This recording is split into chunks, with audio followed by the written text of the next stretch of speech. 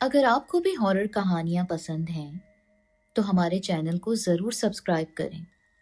یہاں آپ کو ملیں گی ایسی خوفناک اور سبق آموز کہانیاں جو آپ کو آخر تک باندھ کر رکھیں گی۔ اور یاد رکھیے، ہر کہانی کے پیچھے ایک راز چھپا ہوتا ہے۔ تو ابھی سبسکرائب کریں، بیل آئیکن دبائیں تاکہ کوئی بھی نئی ہارر سٹوری آپ سے مس نہ ہو۔ آج کی میری یہ کہانی ایک ایسے نوجوان لڑکے کی ہے جو ایک دن جنگل میں بھٹکتے ہوئے ایک خوفناک راز تک پہنچ جاتا ہے۔ وہاں وہ دو سانپوں کو ایک چمکتے ہوئے ہیرے کے لیے لڑتا دیکھتا ہے، لیکن یہ عام سانپ نہیں تھے بلکہ طاقتور جن تھے، اور جب وہ ان میں سے ایک کی جان بچاتا ہے تو اس کے بعد اس کی زندگی میں ایسے پراسرار واقعات شروع ہوتے ہیں جو کسی عام انسان کے ساتھ کبھی نہیں ہوتے۔ آخر وہ سنہری سانپ کون تھی؟ وہ لڑکے کی ہر مشکل کیوں آسان کرتی رہی؟ اور پھر ایسا کیا ہوا کہ محبت، بدلہ اور قربانی کی یہ کہانی ایک خوفناک موڑ لے گئی؟ جاننے کے لیے سنیے آج کی یہ دلچسپ اور پراسرار کہانی۔ عزیز اپنے ہاسٹل کے روم میں بند افسردہ تھا۔ افسردگی کی وجہ اس کا ایف اے کا نتیجہ تھا جو آج آؤٹ ہونا تھا۔ اپنی کارکردگی پر وہ کسی طرح بھی مطمئن نہیں تھا۔ اس کے سارے کلاس فیلوز اور دوست نوٹس بورڈ کے گرد جمع تھے تاکہ اپنی محنت کا ثمر دیکھ لیں، جبکہ اسے اس چیز کی بالکل پرواہ نہیں تھی۔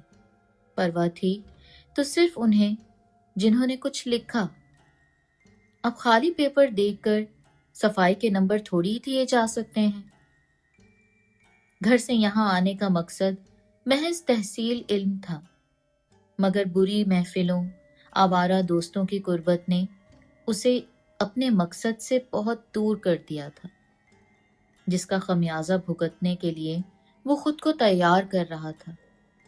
وہ جانتا تھا کہ وہ فیل ہوا ہے، اس لیے اس نے کسی سے پوچھنے کی زحمت کی اور نہ ہی تگ و دو کی۔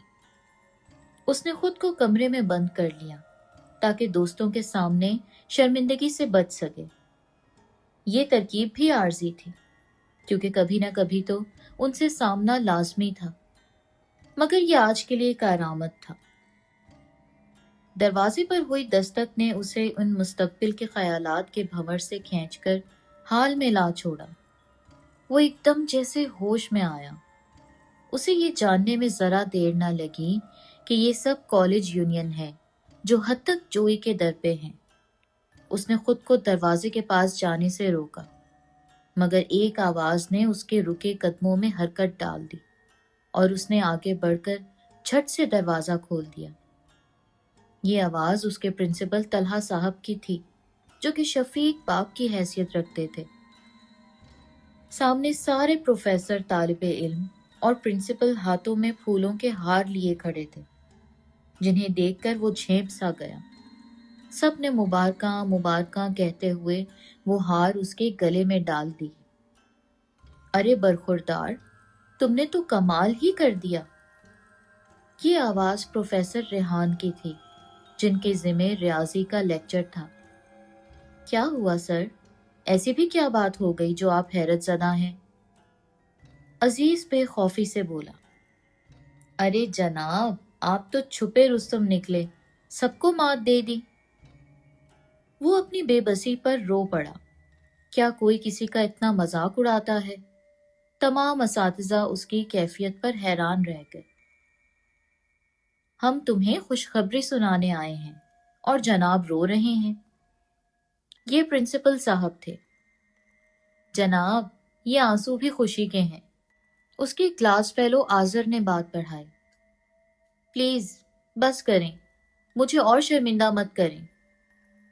اسے اپنے جذبات مجروح ہوتے ہوئے محسوس ہوئے۔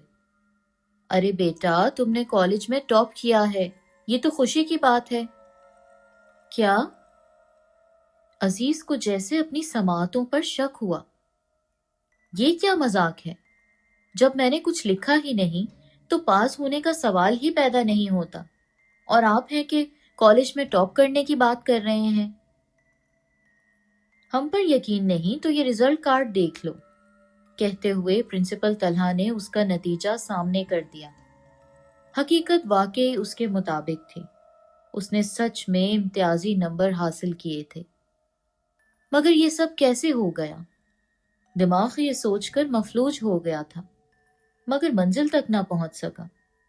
بیٹا، تم نے ہمارے کالج کا نام روشن کر دیا ہے، ہمیں تم پر ناز ہے، لیکن اس خوشی میں تمہیں ایک پارٹی دینی ہوگی۔ سب نے بیک وقت مطالبہ کر کے تصدیق چاہی، اور اس نے نہ چاہتے ہوئے بھی سر اسپات میں ہلا دیا۔ شام 7 بجے کا وقت مقرر ہوا۔ وہ سب چلے گئے تو وہ ایک بار پھر حیرت کے سمندر میں غوطہ زن ہو گیا۔ ایسا کیسے ممکن ہو گیا کہ اس نے کچھ لکھا ہی نہیں اور ٹاپ کر گیا؟ سب اس کی سوچ کے برعکس ہوا، لیکن جو ہوا بہتر ہوا۔ اس نے تمام خیالات کو ذہن سے جھٹکا اور شام کی دعوت کے بارے میں پلان بنانے لگا کہ وہ پہلے کمرے کو سیٹ کرے یا ضرورت کی دوسری اشیاء بازار سے خرید لائے۔ کمرہ سجانے میں نہ جانے کتنا وقت لگتا، اس لیے اس نے طے کیا کہ وہ پہلے بازار جا کر خریداری کرے گا اور باقی جو وقت میسر ہوا کمرہ ترتیب دینے میں لگا دے گا۔ اس نے کمرہ لاک کیا اور بازار کی طرف چل دیا۔ اس نے جلدی سے جلدی کرنے کی کوشش کی، مگر پھر بھی گھنٹہ صرف ہو گیا۔ شام کے 6 بجنے والے تھے۔ وہ تیزی سے ہاسٹل اپنے کمرے میں پہنچا، کمرہ کھولا اور جیسے ہی وہ اندر داخل ہوا ایک دم چکرا گیا۔ پورا کمرہ دلہن کی طرح سجا ہوا تھا۔ پھولوں سے اٹھنے والی بھینی خوشبوؤں نے اس کے دماغ کو معطر کر دیا۔ اگر اس طرح کی سجاوٹ وہ خود کرتا تو اسے کم از کم 3 گھنٹے درکار تھے، مگر 1 گھنٹے میں یہ سب کون کر گیا؟ حالانکہ کمرہ باہر سے مقفل تھا۔ اس کا دماغ ابھی پہلی انہونی پر ٹکا ہوا تھا، اور اب یہ جو ہو رہا تھا اس کے لیے بہتر ہی تھا۔ اس نے سامان کو میزوں پر ترتیب دیا اور مہمانوں کا انتظار کرنے لگا۔ مقررہ وقت پر دروازے پر بیل ہوئی۔ اس نے دروازہ کھولا، سب ساتھی موجود تھے۔ وہ بھی اس کے کمرے کی سجاوٹ دیکھ کر اش اش کر اٹھے۔ ارے شادی کے بعد تو بھابھی جی کی چھٹی ہو گئی، سارے کام تو بھیا جی سنبھال لیں گے۔ ایک لڑکے نے شرارت کی اور سب کے کہے گونجنے لگے۔ پارٹی پرتکلف تھی، سب نے خوب داد دی۔ رات گئے تک یہ دور چلتا رہا اور پھر سارے آہستہ آہستہ کھسک گئے۔ گھڑی نے 11 بجنے کا الارم دیا۔ وہ خود بھی تھکن سے چور ہو چکا تھا۔ اس نے برتنوں کو کل پر چھوڑا اور بستر پر ڈھیر ہو گیا۔ اس کا دماغ سائیں سائیں کر رہا تھا۔ نیند کے مارے اس کی آنکھیں بوجھل ہو رہی تھیں۔ لیٹے لیٹے اس کی سماعتوں میں ایک مترنم سی آواز ٹکرانے لگی۔ اس نے جھٹ سے آنکھیں کھول دیں۔ آواز کسی دوشیزہ کی تھی۔ اس سے پہلے کہ وہ اسے اپنا وہم یا خیال سمجھ کر جھٹکتا، دوبارہ بازکش سنائی دی۔ پکارنے والا اس کا نام لے کر بلا رہا تھا۔ آواز کا ٹھیک سے تعین نہ ہو پا رہا تھا۔ پھر اسے اپنی چھت پر کسی کے قدموں کی چاپ سنائی دی، جیسے کوئی چہل قدمی کر رہا ہو۔ مختلف وسوسوں اور بے مقصد خیالوں کو دل میں دبائے وہ اٹھا اور سیڑھیاں چڑھتا ہوا چھت پر آ گیا۔ ہوا میں معلق تخت پر براجمان ایک حسینہ دلربا کو دیکھ کر اچھل پڑا، جیسے بجلی کا زبردست جھٹکا لگا ہو۔ سبز فراق، قیمتی زیوروں سے آراستہ وہ مہجبیں پری کا روپ تھی۔ وہ بت بنا اس کے سحر میں کھو گیا۔ اس کی نیلی آنکھوں میں نہ جانے کیا کشش تھی کہ وہ اپنی نظریں نہ ہٹا پایا۔ کون ہو آپ؟ اس نے بمشکل تھوک نکلتے ہوئے پوچھا۔ تم مجھے نہیں جانتے، لیکن میں تمہیں بہت اچھی طرح جانتی ہوں۔ ہم پہلے بھی مل چکے ہیں، لیکن حادثاتی طور پر، اس لیے تمہیں شاید ہماری ملاقات یاد نہیں آ رہی۔ مہجبیں اپنی مترنم آواز میں گویا ہوئی تو یوں لگا جیسے کسی نے ساز چھیڑ دیے ہوں۔ اس کی آواز سماعت میں رس کھول رہی تھی۔ عزیز اپنی یادداشت پر زور ڈالنے لگا۔ جہاں تک اسے یاد تھا، اس کا عمر بھر اس جیسی پری پیکر سے ٹکراؤ نہیں ہوا تھا۔ اگر وہ اس کے خوابوں میں بھی آئی ہوتی تو وہ उसे ना भूलता, हकीकत में कैसे भूल गया? आज से 2 साल पहले तुमने जंगल में एक सांप को मारकर मेरी जान बख्शी करवाई थी। उसे तफक्कुर में पड़ा देखकर हसीना ने उसे याद दिलाने की कोशिश की। जंगल और सांप का लफ्ज सुनकर उसे सब कुछ याद आ गया और वो हाल के दरवाजे बंद करता माजी में जा पहुंचा। 2 साल पहले जब वो मैट्रिक का तालिबे इल्म था, जंगल, बयाबान, सुनसान जगह देखने का दिलदादा था। अपने इसी शौक की तकमील के लिए दूर दराज इलाकों का भी सफर करने से दरिग ना करता था। उसके वालिद मोहतरम एक सरकारी कॉलेज में प्रोफेसर थे। उन्होंने अपने बेटे को रोकने के कई जतन किए, मगर उसकी जिद के आगे हार मानते हुए हथियार डाल दिए। एक बार उसने एक जंगल के बारे में सुना जहां जहरीले और खूबसूरत सांपों की बहुतात के अलावा कुदरत की लाजवाल और अनमोल नेमतों की भी फरावानी है। उसने अपने बाप के सामने इस ख्वाहिश को रखा ताकि तामील व तकमील की इजाज़त ले सके, तो वो बोले, अभी तुम्हारे इम्तिहान करीब हैं, पहले उन पर तवज्जो दो, वक्त आने पर इस मौजू पर भी बात कर लेंगे। उसने दानिशमंदी का मुजाहिरा करते हुए अपने तमाम औकात पढ़ाई को दिए, इसलिए जब इम्तिहान आए तो उसने बगैर किसी मुश्किल के उन्हें हल किया। फिर जब ख़त्म हुए तो दिल में दबी ख्वाहिश पर अमल पैरा होते हुए जंगल की जानिब महवे सफ़र हुआ। उसने सपेरों से सुन रखा था कि सांपों को जब तक छेड़ा न जाए वो इंसानों को नुकसान नहीं पहुंचाते, मगर जब उन्हें ये महसूस होने लगे कि वो खतरे से दो चार हैं तो हमला करने से गुरेज नहीं करते, और कई बार ये हमला इंसानों को मौत की राह दिखा देता है। इसलिए हद दर्जा एहतियात की ज़रूरत होती है। उसने अपने बचाव के लिए चमड़े से बने लंबे जूते और दूसरी चीज़ें अपने हमराह ले लीं। 4 घंटे के मुसलसल सफ़र के बाद वो मतलूबा जंगल की हुदूद में था। वाकई जंगल कुदरत की नेमतों से माला माल था। रंग बरंगे खिले फूल, आबशारें, चहचहाते उड़ते परिंदे, फलों से लदे दरख्त, ये सब महजूजी में मतवातिर इजाफे का सबब थे। इन्हीं खूबसूरतियों में खोया वो जंगल में आगे से आगे बढ़ता गया। दरख्त इस कदर घने थे कि रोशनी बमुश्किल जमीन तक पहुंच रही थी। कई सांप उसके पैरों के गिर्द लिपटे जिनको वो एहतियात के साथ उतार देता। आखिर वो एक जगह हैरान होकर रह गया। सामने का मंजर ही अजीब था। 2 सांप आपस में झगड़ रहे थे, जिनमें एक सुनहरा और दूसरा स्याह काला। सुनहरा सांप उसे बहुत अच्छा लगा। फिर उसे उनकी लड़ाई की वजह मिल गई। एक खूबसूरत चमकता हीरा जो एक तरफ मट्टी में दफन था। उन दोनों में जो भी उस हीरे की तरफ बढ़ता, दूसरा उस पर झपट पड़ता। वो सांपों के दरमियान होती लड़ाई पहली दफा देख रहा था। काला सांप सुनहरे पर हावी होने लगा और सुनहरा कई जगह से जख्मी हो गया। जब वो बिल्कुल निढाल होने लगा तो अजीज ने हमदर्दी दिखाते हुए पास पड़ा दरख्त का एक मोटा डंडा उठाया और काले सांप का सर कुचल दिया।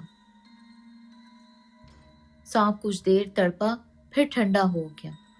सुनहरे सांप ने आगे बढ़कर वो हीरा निगल लिया और पल भर में गायब हो गया। अब ना कोई वहां काला सांप था और ना सुनहरा और ना ही वो चमकता हीरा। अजीज की छठी हिस्स ने आगाह किया कि वो बहुत बड़ी गलती कर चुका है। उसने फौरन वहां से सरपट दौड़ लगाई और गाड़ी पकड़कर सीधा घर आ गया। उस दिन के बाद वो ये वाकया बिल्कुल भूल गया, लेकिन आज उस लड़की की याद दहानी पर वो फिर से उभर कर सामने आ गया। लेकिन उसने तो एक सांप की मदद की थी, मतलब ये नागिन है। इस ख्याल के आते ही वो कई कदम पीछे हट गया। अप्सरा ने भी शायद उसके ख्यालात को पढ़ लिया था, इसलिए बोली, मैं एक जिन्नज़ादी हूँ। हमारा ताल्लुक मुसलमान कबीला जिन्नात से है। तुम इंसानों की तरह हमें भी कौमें, मज़ाहिब और फ़िरके होते हैं। मेरा बाप जिन्नात का सरदार है और मैं उसकी अकलौती औलाद हूँ। वो सांप जिसे तुमने मारा था वो भी जिन ही था। उसको तुम्हारी दुनिया की एक लड़की से इश्क हो गया। लड़की मुसलमान थी जिसने उसको बहुत डराया धमकाया, लेकिन वो उसका साथ देने के लिए रजामंद ना हुई। मजबूरन वो उसे उठाकर हमारी दुनिया में ले आया। वो काफिर था और शैतान का पैरोकार। लड़की इज्जतदार घराने की थी। उसने उसके हाथों हवस का निशाना बनने के बजाय मौत को गले लगा लिया। ये खबर जब हमारे कबीले वालों को हुई तो उन्हें बहुत दुख हुआ। उसकी कई हरकतों से वो पहले ही तंग थे, इसलिए बाहिमी मशवरे के साथ उसकी तमाम ताकतें छीन ली और उसे सांप का रूप देकर मुल्क बदर कर दिया। बावजूद इसके कि वो संभलता, उसने इंतकाम लेने की ठानी और एक रात वो हमारा खानदानी हीरा, जो कि बादशाहत की भी अलामत था, लेकर फरार हो गया। जब मुझे इसका इल्म हुआ तो मैंने बगैर किसी से इजाजत लिए सांप बनकर उसका पीछा किया और आखिर उस जंगल में उसे जा लिया। फिर हमारी उस हीरे की बाजियाबी पर जंग हो गई और तुमने हमें बचा लिया। औरत चूंकि फितरतन मर्द से कमजोर होती है, इसलिए वो मुझ पर हावी हो गया। तुमने बरवक्त उसे मारकर मेरी जान बचाई। मैं इंसानों से पहले ही मुतासिर थी, लेकिन तुमने हमारी मदद करके मेरा दिल जीत लिया और उसके मालिक बन बैठे। उसी दिन के बाद मैं साए की तरह तुम्हारे साथ रहने लगी और मुश्किल हालात देखकर तुम्हारी मदद कर देती। इम्तिहानों में पास करवाने और तुम्हारा कमरा सजाने में भी मेरा ही हाथ था। लेकिन आपका नाम क्या है? मैंने दूसरा सवाल किया तो वो परी पैकर मुस्कुराते हुए बोली, अंगबीन। मेरा नाम अंगबीन है। वो वाकई अमृत थी, जादुई आंखें और उनमें छुपा तिलिस्म। अंगबीन ने उसे अपना हाल दिल कह सुनाया था कि वो उसे अपने दिल में छुपाए बैठी है। ये बात उसके लिए एक वाकई काबिल मुसर्रत थी कि एक हसीन और जमील लड़की उसे अपनी जिंदगी का हमसफर बनाना चाहती है। वो जानता था कि ये हुस्न उसे कहीं और ढूंढने से भी नहीं मिलेगा।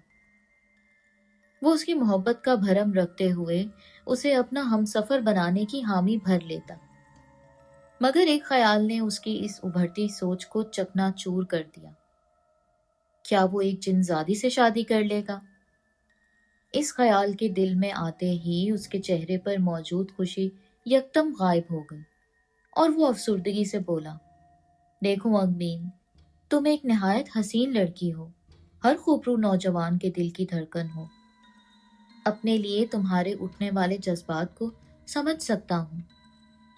मानता हूँ कि प्यार में मजहब, जात और उम्र को नहीं देखा जाता, मगर तुम एक गैर इंसानी मखलूक हो जिनकी पैदाइश आग से है।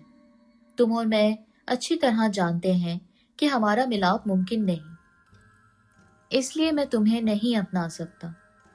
अंगबीन को शायद अजीज की ये बात समझ आ गई थी, इसलिए वो खामोश हो गई। वो जान चुकी थी कि उसका एक इंसान से मिलाप किसी भी तरह मुमकिन नहीं। वो खामोश थी, मगर अजीज उसके शबनम की तरह गिरते नायाब आंसू देख रहा था। वो शायद उस चोट को सह न सकी थी, मगर फिर न जाने उसके दिमाग में क्या उभरा और वो मुस्कुराने लगी और फिर तवक्कुफ के बाद बोली, अजीज, प्यार पा लेने का नाम नहीं, बल्कि उसकी याद में हर पल तड़पते रहने का नाम है। मुझे इस बात से खुशी हुई कि तुमने मेरी मोहब्बत का भरम रखा। मैं इस मजबूरी को समझ सकती हूँ, लेकिन मुझे खुदाए जल जलाल की जात पर भरोसा है, वो हमें जरूर मिलाएगा। मैं तुमसे मिलती रहूंगी। अब मुझे चलना होगा, बस तुम अपना ख्याल रखना और किसी भी बात को अपने दिल पर मत लेना। फिर वो बहते आंसुओं के साथ रात के अंधेरे में गायब हो गई। अजीज भी टूटे दिल के साथ वापस अपने कमरे में आ गया। सारी रात करवटें बदलते गुजार दी। उस परी पैकर का चेहरा था कि आंखों से हट नहीं रहा था। आज तो जैसे उसका दिल भी बगावत पर उतर आया। वो जितना उसे भूलने की कोशिश करता, वो उसे उतना ही ज्यादा याद आती। इन्हीं ख्यालों और दिल की लड़ाई में उस पर नींद ने हमला कर दिया और वो दुनिया से बेगाना होता चला गया। ख्वाबों में भी सारी रात बस अंगबीन ही थी।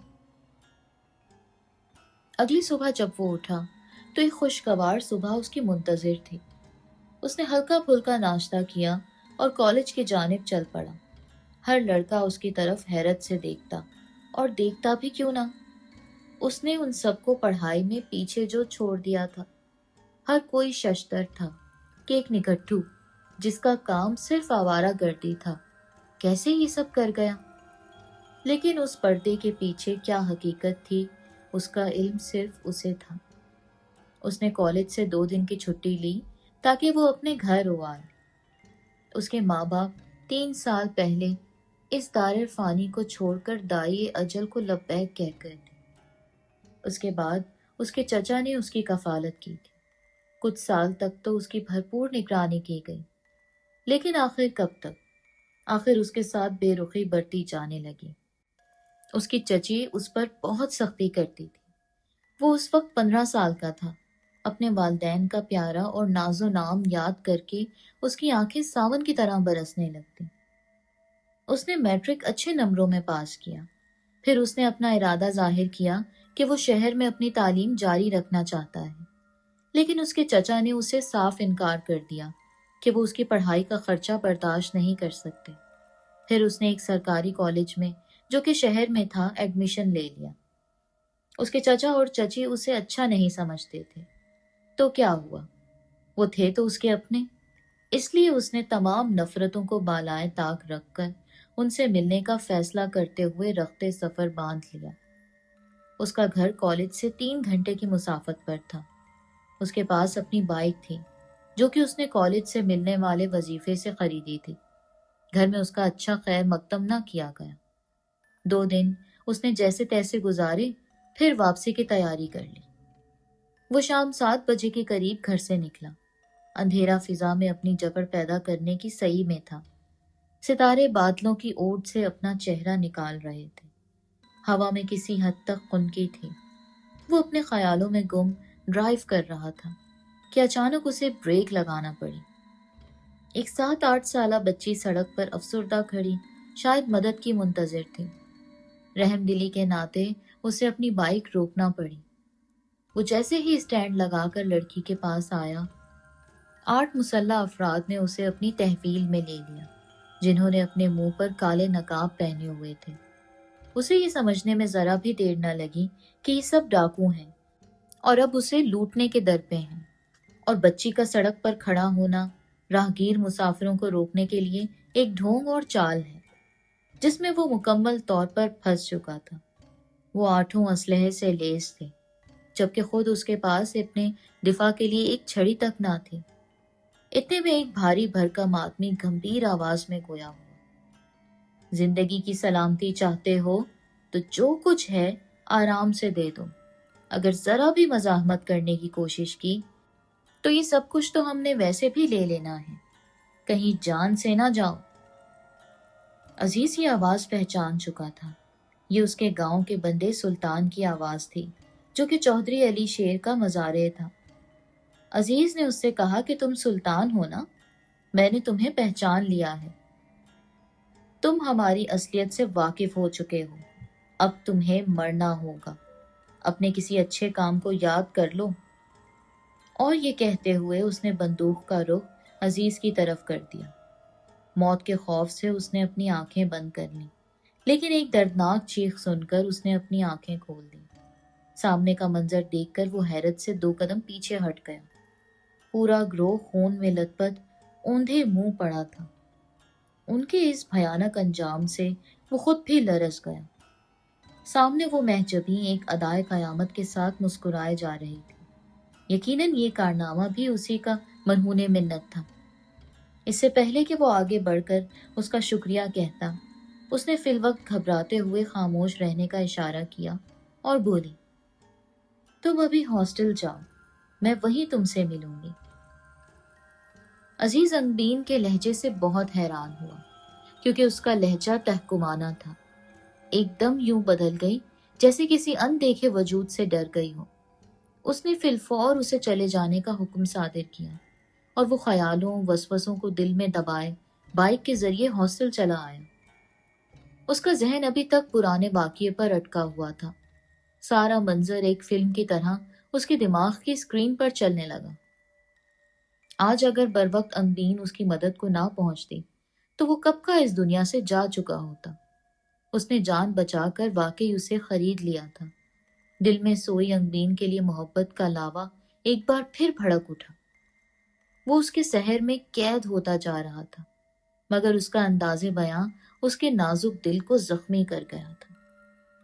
اس نے کمرے میں پہنچ کر جیسے ہی کمرہ لاک کیا، اسے کسی کی موجودگی کا احساس ہوا۔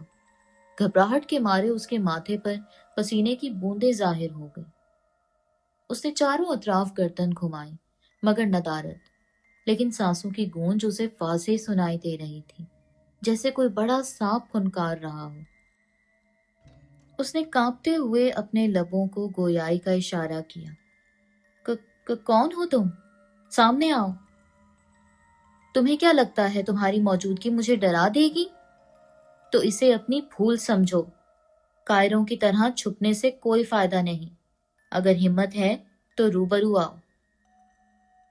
پھر اچانک کمرے میں سنہری مائل دھواں پھیل گیا، جس نے ہر چیز کو اپنی لپیٹ میں لے لیا۔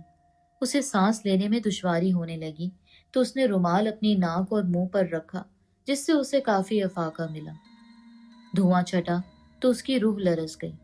ایک بہت بڑا سانپ جس نے کمرے کا احاطہ کر لیا تھا، اس کے سامنے پھن پھیلائے ظاہر ہو گیا اور قہر آلود نظروں سے گھورنے لگا۔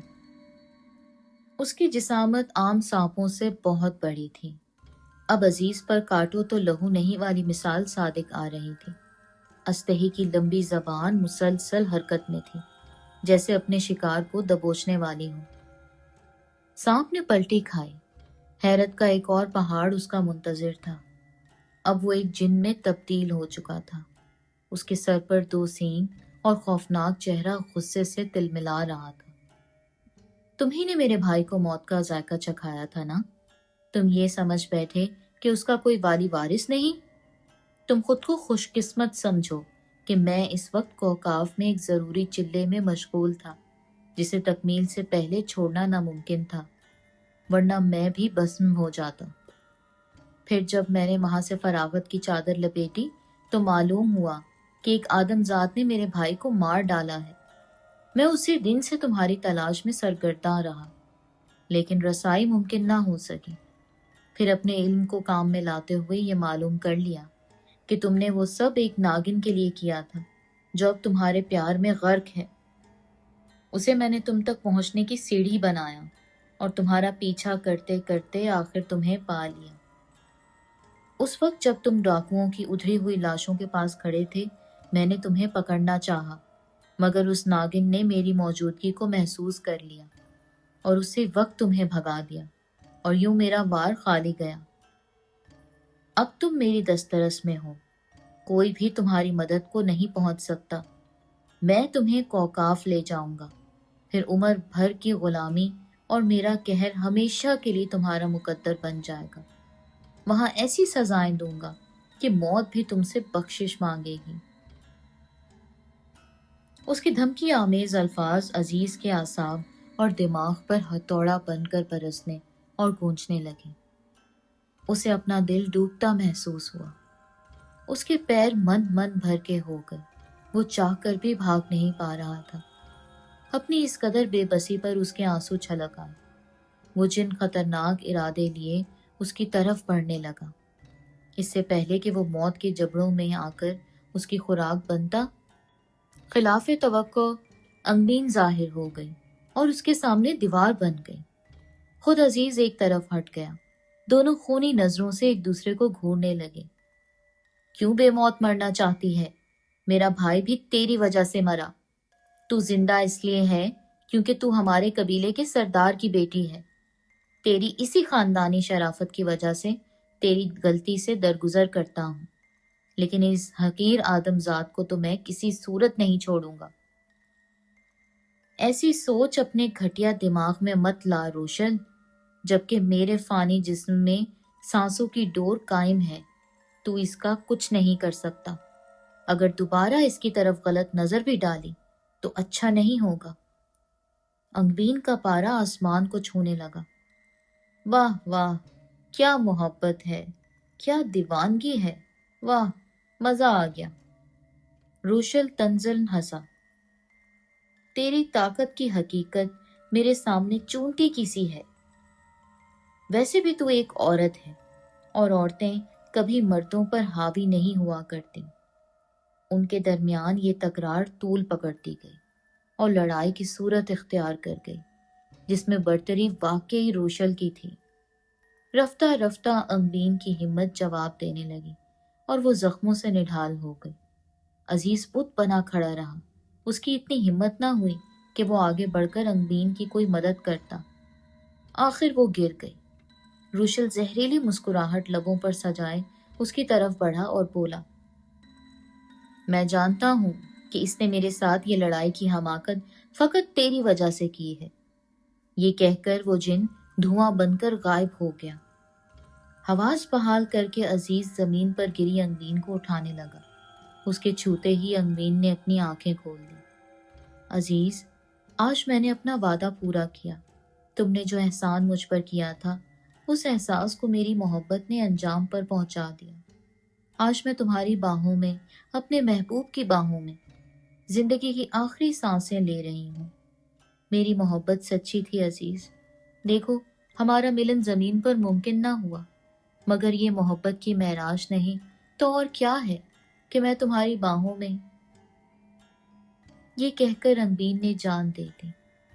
عزیز کی آنکھوں سے اس نادیدہ محبت پر آنسو رواں تھے۔ اچانک سے اسے سب کچھ ویران ویران سا لگنے لگا۔ یوں محسوس ہوتا تھا جیسے سب کچھ ختم ہو چکا ہو اور بس جسم کے پنجرے سے انگبین کے ساتھ ہی روح پرواز کر گئی ہو۔ کچھ دیر بعد انگبین بھی دھوئیں میں تحلیل ہو گئی۔ وہ واپس بستر پر آ کر لیٹ گیا۔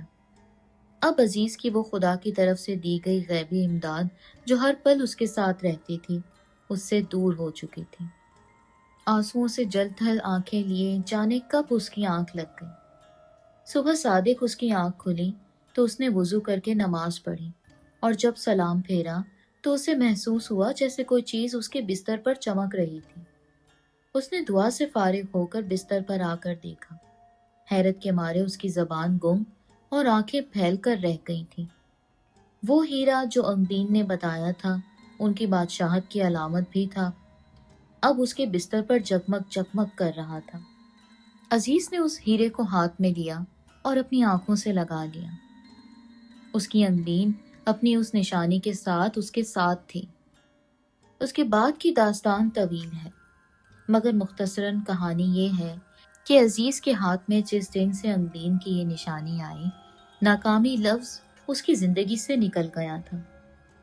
آج اس کی عمر 55 برس ہے، اس کے 5 بچے ہیں اور ایک خوبصورت بیوی ہے۔